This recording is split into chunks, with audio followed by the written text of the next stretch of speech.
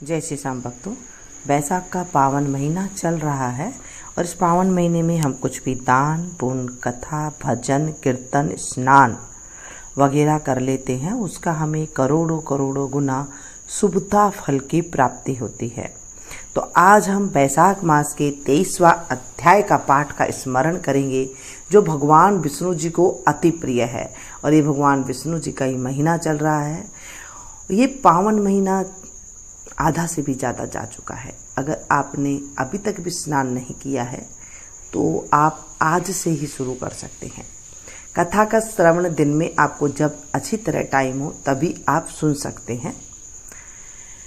कथा का स्मरण करने से हमारे जन्मों जन्मांतर के पाप का नाश होता है और हमें सद्बुद्धि मिलती है, सद्मार्ग मिलता है, स्वर्ग की प्राप्ति होती है। ऐसा हमारे ग्रंथों में लिखा हुआ है। बोलिए विष्णु भगवान की जय। श्रीमन नारायण नारायण नारायण, श्रीमन नारायण नारायण नारायण, भजमन नारायण नारायण नारायण, श्रीमन नारायण नारायण नारायण। बोले विष्णु भगवान की जय। अब तक हमने सुना था कि चैत्र मास में मेष की संक्रांति के दिन प्रातःकाल स्नान कर देव ऋषि पितृश्वरों का तर्पण कर जल का भरा घड़ा दे और पाप नाश करने वाला श्राद्ध करके अपने पितृ वर्ग को ऐसी मुक्ति दी कि जिससे आवागमन से छूट जाए। फिर विवाह किया जिससे सुंदर संतान हुई और संसार में इस पाप नाशिनी तिथि को प्रख्यात कर स्वयं प्रसन्न हो गंध मादन पर गया। इसलिए यह मधु मास की अमावस्या भी शुभ है। इसके समान संसार में कोई तिथि न देखी और न सुनी है। अब श्री सिद्धदेव जी बोले, अब मैं इस पाप नाशक महात्म का वर्णन करता हूं। माधव मास के शुक्ल पक्ष की अक्षय तृतीया के दिन जो सूर्योदय में प्रातःकाल स्नान करते हैं वे संपूर्ण पापों से छूटकर विष्णु लोक को जाते हैं। जो देवता पितृश्वर और ऋषियों के निमित्त तर्पण करे उसने संपूर्ण वेदादि शास्त्र पढ़ लिए, सब यज्ञ कर लिए और सो श्राद्ध कर लिए। जो मधुसूदन भगवान का पूजन कर अक्षय तृतीया के दिन कथा सुनते हैं वे मुक्ति पाते हैं। जो मधुसूदन भगवान की प्रसन्नता के लिए दान करते हैं वे मधुसूदन भगवान की आज्ञा से अक्षय फल देने वाले होते हैं। यह तिथि देवता, ऋषि और पितृश्वरों की है। इसमें सनातन धर्म करने पर देवता, पितृश्वर और ऋषियों की तृप्ति होती है। इस तिथि की प्रख्याति कैसे हुई वह भी मैं बताता हूं। हे राजन, तू सावधान होकर सुन। प्राचीन समय में राजा बलि के संग इंद्र का युद्ध हुआ और देवता और दैत्यों का भी आपस में द्वंद्व युद्ध हुआ। इंद्र पातालवासी बलि को जीतकर फिर पृथ्वी पर उपत्य के आश्रम में गया। जब वह उतथ्य के आश्रम में गया वहां जाकर उसकी मंदगामिनी गर्भिणी पत्नी को देखा, जिसकी कमर में सुवर्ण सूत्र में बद्ध किंकणी शोभा दे रही थी। उसके कंकणों की झनकार ने मदोन्मत्त भ्रमर और कोलिकाओं के शब्दों के जीत लिया था। अनेक प्रकार के वस्त्र धारण किए हुए मधुभाषिनी और मंद मंद हास्य युक्ता शोभा दे रही थी। उसके कुंभ सुंदर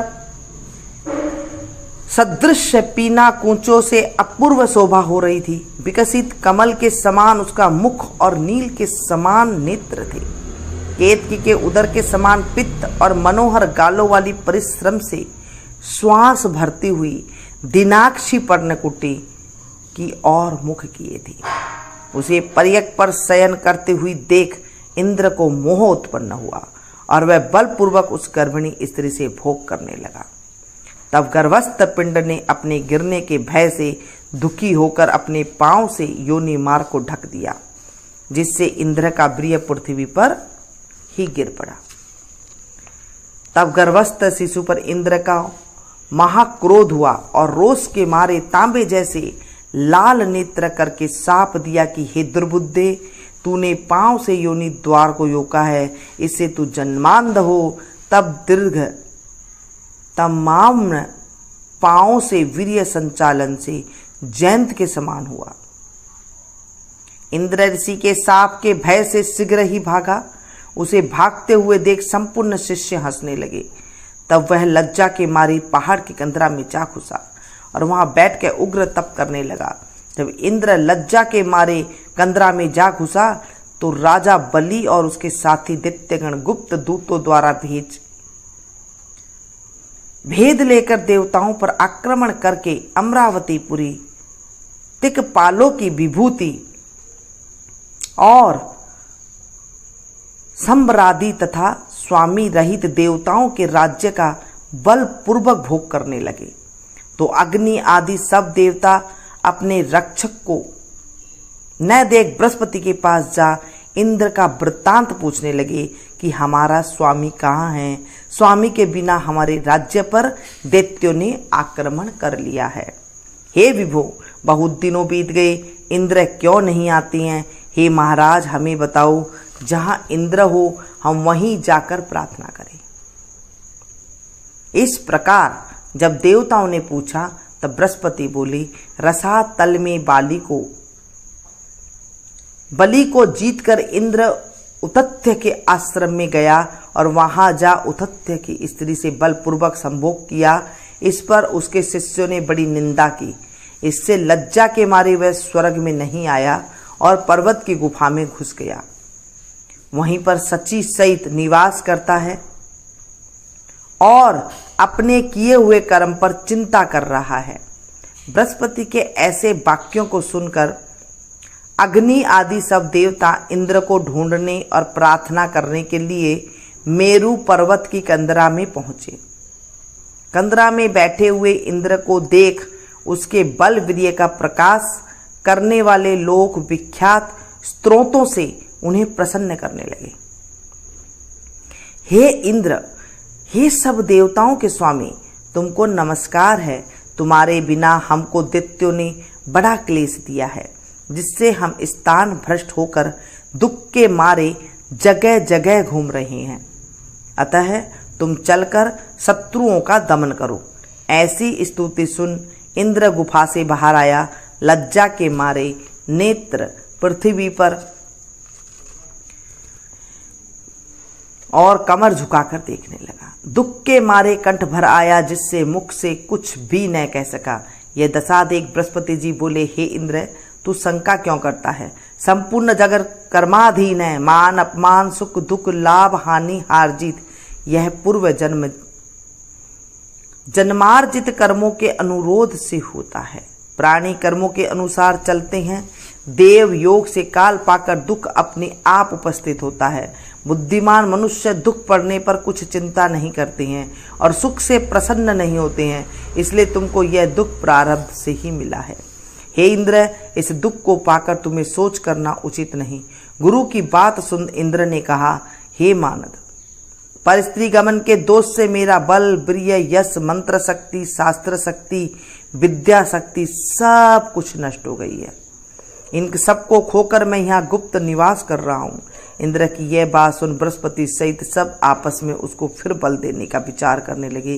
तब बृहस्पति जी कहने लगे कि मधुसूदन भगवान के प्रिय वैशाख मास में सभी तिथियां बड़ी पुण्यमय है। इसमें शुक्ल पक्ष की तृतीया अक्षय तृतीया है। जो इस तिथि में श्रद्धा पूर्वक स्नान दान आदि करता है, निसंदेह उसके सहस्त्रों पाप नष्ट हो जाते हैं तथा बल, वीर्य और ऐश्वर्य अत्यंत बढ़ते हैं। अतएव अक्षय तृतीया के दिन बलि के बैरी इंद्र द्वारा स्नान दानादि सद्धर्म कराने चाहिए, जिससे उसका हित साधन हो, जिसके प्रताप से इंद्र में विद्या और मंत्र शास्त्र में पूर्ववत शक्ति हो जाएगी। बल, वीर्य और यश भी पूर्ववत बढ़ जाएगा। देवताओं समेत बृहस्पति ने ऐसा विचार कर इंद्र से वैशाख के धर्म कराए। अक्षय तृतीया के दिन भुक्ति और मुक्ति देने वाले धर्मों से पूर्ववत बल और वीर्यादि बढ़ गए तथा पर स्त्री गमन के दोष भी तत्काल नष्ट हो गया। इस कर्म से इंद्र अपने पाप कर्मों से इस प्रकार छूट गया जैसे चंद्रमा राहु से छूटता है, और वह देवताओं के मध्य पूर्ववत शोभा को प्राप्त हुआ। इंद्र ने देवताओं के संग ले असुरों को जीत अक्षय तृतीया के महात्म से सब वैभव से मुक्त हो अमरावतीपुरी में प्रवेश किया। आगे शंख तुर्यादि बाजे बजने लगे। फिर इंद्र की आज्ञा से सब देवता अपने अपने घर गए और पूर्ववत यज्ञादि में अपना अपना भाग लेने लगे। प्रत्येश्वर पूर्ववत पिंड भाग प्राप्त करने लगे।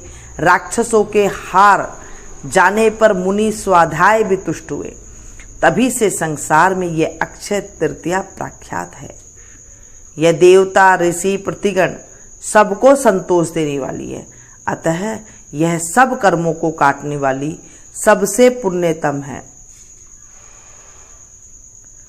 यह अक्षय तृतीया मनुष्य को भक्ति और मुक्ति दोनों देने वाली है। इस दुर्लभ महात्म को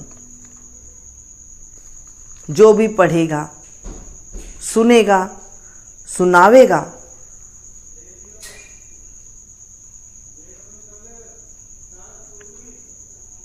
उसकी मुक्ति जरूर ही हो जाती है। बोलिए विष्णु भगवान की जय। श्रीमन नारायण नारायण नारायण, श्रीमन नारायण नारायण नारायण, भजमन नारायण नारायण नारायण, श्रीमन नारायण नारायण नारायण। बोले विष्णु भगवान की जय। इस कथा को आप अपनों के साथ ज़्यादा से ज़्यादा शेयर कीजिएगा ताकि आपको भी कथा सुनाने का पुण्य प्राप्त मिल सके। ये जो वैशाख का पुण्य महीना चल रहा है, पावन महीना चल रहा है, इसमें आप कुछ भी दान करें, यानी कि कथा का भी अगर दान करते हैं तो उसका भी आपको खूब खूब पुण्य की प्राप्ति होती है। आज के दिन में हमने कथा का स्मरण किया। मिलती हूँ फिर से एक नई कथा के साथ, नई जानकारी के साथ। तब तक आप लोग देखते रहिए मेरा संगीत। Thank you.